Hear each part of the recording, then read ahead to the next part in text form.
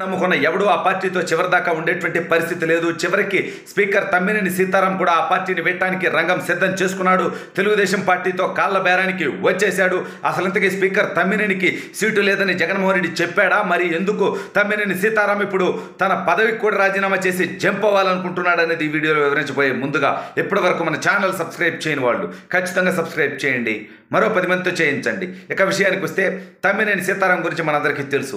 అతను రాజ్యాంగబద్ధమైనటువంటి ఉన్నత హోదాలో ఉన్నప్పటికీ కారు కూతలు నోటి దోల జలతో అతను ఒక అధికార పార్టీ నాయకుడిలాగా వ్యవహరించినటువంటి వ్యవహార శైలి మనందరికీ తెలుసు. ఇష్టం వచ్చినట్టల్లా వైసీపీ వాళ్ళకి మైకులు ఇస్తూ తెలుగుదేశం పార్టీ వాళ్ళ మైకులు కట్ చేస్తూ తెలుగుదేశం పార్టీ వాళ్ళని బూతులు తిడుతూ స్పీకర్గా ఉండి ఇరు వర్గాల్ని సమన్వయం చేయాల్సినటువంటి వ్యక్తి చంద్రబాబు నాయుడు గారి మీదే నేరుగా విమర్శలు చేసినటువంటి దౌర్భాగ్యం మనకు తెలుసు. అయితే ఇతని బతుకంతా ఈ పార్టీ నుంచి ఆ పార్టీకి, ఆ పార్టీ నుంచి ఈ పార్టీకి, ఈ పార్టీ నుంచి ఆ పార్టీకి, ఆ పార్టీ నుంచి ఈ పార్టీకి మారుతూనే రావటం జరిగింది.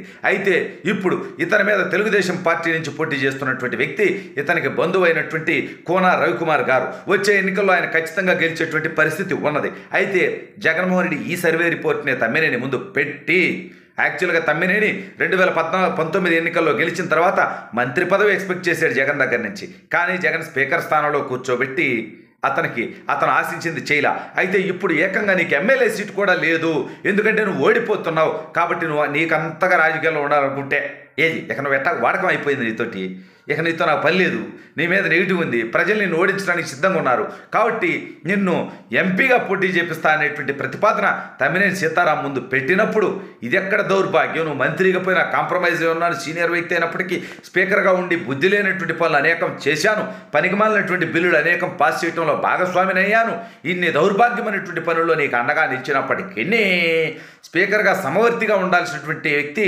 చివరికి వైసీపీ తొత్తుగా మారిపోయి పనిచేసినప్పటికీ తెలుగుదేశం పార్టీ వాళ్ళని ఇష్టం వచ్చినట్టుగా సస్పెండులు చేసి ఇబ్బందులు పెట్టినప్పటికీ నువ్వు మాత్రం కనీసం ఎమ్మెల్యే సీటు కూడా ఇవ్వనంటే ఇంకెందుకు ఈ దౌర్భాగ్యం అన్నట్టుగా తీవ్ర ఆగ్రహం వ్యక్తం చేస్తూ తాడేపల్లి కోటలో జనరల్గా జగన్మోహన్ రెడ్డి గారి టీవీలు పగలగొడుతుంటాడు. ఇంకోటికి అవకాశం వీడు అంత ఆగ్రహం వ్యక్తం చేసేటువంటి సినిమా కూడా ఎవడికి లేదు. అక్కడ ఎవడన్నా ఆగ్రహం వ్యక్తం చేస్తే వాడిని ఏం చేస్తాడు అనేటువంటి భయం, బాబాయ్ బాత్రూమ్కి పోయాడు మనవాడికి పోవాలనేటువంటి భయం కూడా వైసీపీలో చాలామందికి ఉంటుంది. అటువంటి పరిస్థితుల్లో తమ్మినేని అక్కడ ఏమీ మాట్లాడలేనటువంటి పరిస్థితుల్లో ఆగ్రహం వ్యక్తం చేస్తూ వచ్చి రాగానే కారులో ఉన్నటువంటి స్క్రీన్ పగలగొట్టినట్టుగా తెలిసింది. ఎందుకంటే జగన్మోహన్ రెడ్డిని చూసి అదే నేర్చుకుంటారుగా, 6 నెలలు సావాసం చేస్తే వాళ్ళు వీళ్ళు అవుతారంటారు. మరి తమ్మినేని కూడా ఎప్పుడో జగన్మోహన్ రెడ్డి పూని ఉంటాడు కదా తమ్మినేనిలో కూడా, కాబట్టి తన కారులో ఉన్నటువంటి స్క్రీన్ పగలగొట్టుకున్నట్టుగా తెలిసింది. సరే అతని కారు అతను డబ్బు సంపాదించుకుని దోచుకున్నదే కాబట్టి కష్టపడి చెమట వచ్చి సంపాదించిందేం కాదు కదా వైసీపీ వాళ్ళు. మొత్తం ప్రజాధనాన్ని ప్రభుత్వ ధనాన్ని దోచుకుందే కదా, మళ్ళీ కొత్త తెప్పించుకుంటాడు ఏముందిలే. కానీ ఇప్పుడు అది కాదు సమస్య. అయితే ఏ తెలుగుదేశం పార్టీ అధినేతనైతే విమర్శించాడో, ఏ తెలుగుదేశం పార్టీ అయితే ఇంకా ఉండదన్నట్టుగా వ్యవహరించాడో, ఇప్పుడు ఆ తెలుగుదేశం పార్టీ అధిష్టానం కాళ్ళు పట్టుకోవటానికి కాళ్ళ బేరానికి రంగం సిద్ధం చేసేసుకున్నట్టుగా తెలుస్తూ ఉంది. దయచేసి నాకు ఎమ్మెల్యే సీట్ ఇవ్వండి, పార్టీకి వస్తా అని. నీకు ఎందుకు ఇవ్వబుక? ఆడ ఆల్రెడీ తెలుగుదేశం పార్టీ అభ్యర్థి మంచి మెజార్టీతో గెలిచేటువంటి పరిస్థితి ఆమదాల వలస నియోజకవర్గంలో ఉన్నటువంటి పరిస్థితి. ఇటువంటిప్పుడు నీతో మాకు అవసరమే ఉంది అంటే నీకు అవసరం ఉంటే ఒక రకంగా లేకపోతే ఒక రకంగా ఉంటావా?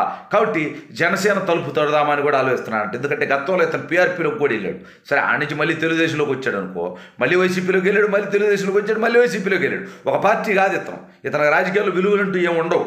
ఏదో అవసరం కొద్ది ఒకసారి మారారంటే అర్థం ఉంది. కానీ 4-5 సార్లు ఆల్రెడీ మారినటువంటి వ్యక్తి తెలుగుదేశం పార్టీ 5 సార్లు ఎమ్మెల్యేగా చేసినప్పటికీ కృతజ్ఞత లేకుండా ఆ తెలుగుదేశం పార్టీనే చంద్రబాబు నాయుడు గారు ఈయనకు అనేక అవకాశాలు ఇచ్చినా మంత్రిగా చేసినా కానీ చంద్రబాబు నాయుడు గారిని కూడా ఇష్టం వచ్చినట్టు మాట్లాడినటువంటి వ్యక్తి ఇక ఇతని దగ్గర ఏం విలువలు ఎక్స్పెక్ట్ చేస్తాం? ఇటువంటి వ్యక్తిని తెలుగుదేశం పార్టీ జాయిన్ చేసుకోవడానికి సిద్ధంగా లేదు. సో ఇప్పుడు ఇతని రాజకీయ జీవితమే సమాధయ్యేటువంటి పరిస్థితి, అగమ్యగోచరమైనటువంటి పరిస్థితి.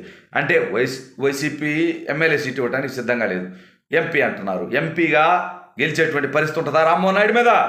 ఈ రాష్ట్ర ఎంపీల్లో 25 మంది ఎంపీల్లో ఇవాళ మన రాష్ట్ర గళాన్ని పార్లమెంటులో వినిపించేటువంటి దమ్మున్నటువంటి నాయకుడు, గర్జించేటువంటి సింహం రామ్మోహన్ నాయుడు. అటువంటి రామ్మోహన్ నాయుడు మీద జగన్మోహన్ రెడ్డి పోయి పోటీ చేసినా కూడా శ్రీకాకుళం ప్రజలు రామ్మోహన్ నాయుడు వైపు నిలబడటానికి సిద్ధంగా ఉన్నారని తెలుసు కాబట్టి ఓడిపోయేదానికి దానికి పోవటం ఎందుకు? సరే తెలుగుదేశంకే వస్తా ఎమ్మెల్యే సీటు ఇవ్వమంటే తెలుగుదేశం ఇవ్వడానికి సిద్ధంగా లేదు. సరే పొత్తులో జనసేనకు పోయి జనసేన నుంచి అడుగుతామంటే ఆ జనసేన కూడా ఇతను తీసుకోవడానికి సిద్ధం లేదు. గతంలో పీఆర్పీలో పనిచేసి ఇతను ఒక దౌర్భాగ్యం చూసి పీఆర్పీ నుంచే గెలవలేనటువంటి వ్యక్తి ఇప్పుడు ఇక్కడ ఎందుకు వస్తున్నాడు?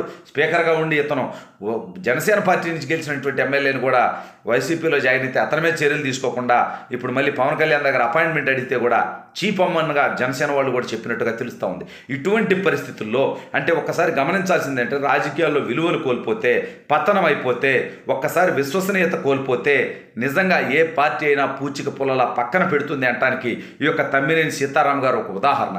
రాజధాని రైతుల కడుపు కొడతా ఉంటే, అదేవిధంగా రాష్ట్రంలో అనేక రకాలైనటువంటి పనికిమాలినటువంటి బిల్లులు తీసుకొస్తూ ఉంటే ప్రభుత్వం చెప్పినట్టుగా చేసి వాళ్ళు ఆడమన్నట్టుగా ఆడి ఎన్నికలు సమీపిస్తున్న తరుణంలో ఇతని అవసరాల కోసం వస్తానంటే ఎవడు ఇతన్ని తీసుకోడు.